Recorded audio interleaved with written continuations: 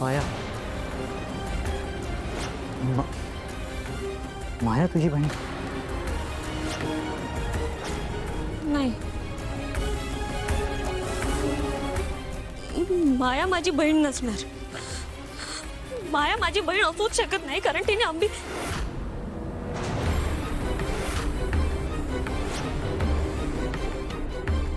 त्या मायाने अंबिका ताईचा खून केलाय. वेदाचे बाबा, माझी राधा ताई कधीच कुणाचं वाईट करू शकत नाही.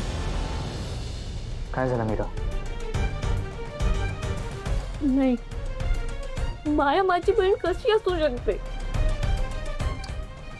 आय नो फोटो खूपच खराब झालाय, पण जरा तरी ओळखीचा वाटतोय का? Just try once. फोटो खूप खराब आहे, नाही कळते काहीच. ओके ओके रिलॅक्स, काम डाऊन, शांत हो. हे बघ, कारण की आपल्याला जी इन्फॉर्मेशन मिळाली ना त्याप्रमाणे डेट मॅच होती. 13 जानेवारी 2005ला तुझं ते ॲक्सिडेंट झालं. मग तुझी बहीण हरवली आणि 24 जानेवारी 2005ला हे ॲडमिशन झालंय.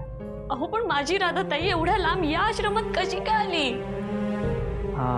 काका, ही राधा इथे कशी आली? म्हणजे हिचं ॲडमिशन कोणी केलं?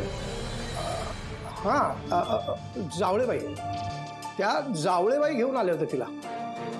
जावळेबाई? हो. नाही नाही, म्हणजे कसं आहे ना, त्या गावाहून परत येत होत्या. हां. तेव्हा हायवेला रस्त्याच्या कडेला पडलेली ती. आणखी काही इन्फॉर्मेशन? काय ना साहेब, मी त्यावेळेला नवीन जॉईन झालो होतो, त्यामुळे मला सुद्धा फार काही माहीत नाही. हो, या जावळेबाईचा पत्ता आहे का तुमच्याकडे? इन केस आम्हाला त्यांना जाऊन भेटायचं असेल तर. 4 वर्षापूर्वी जावळेबाई वारल्या.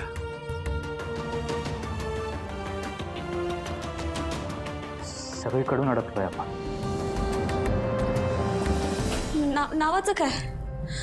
राधाताईचं नाव बदलून माया का ठेवलं असेल? हा, त्यावेळेला अजून 2 राधा या आश्रमात होत्या,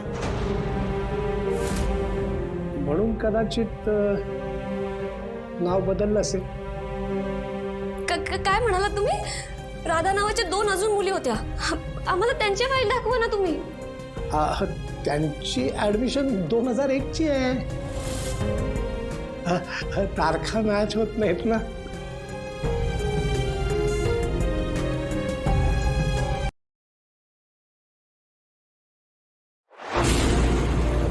तुला जपणार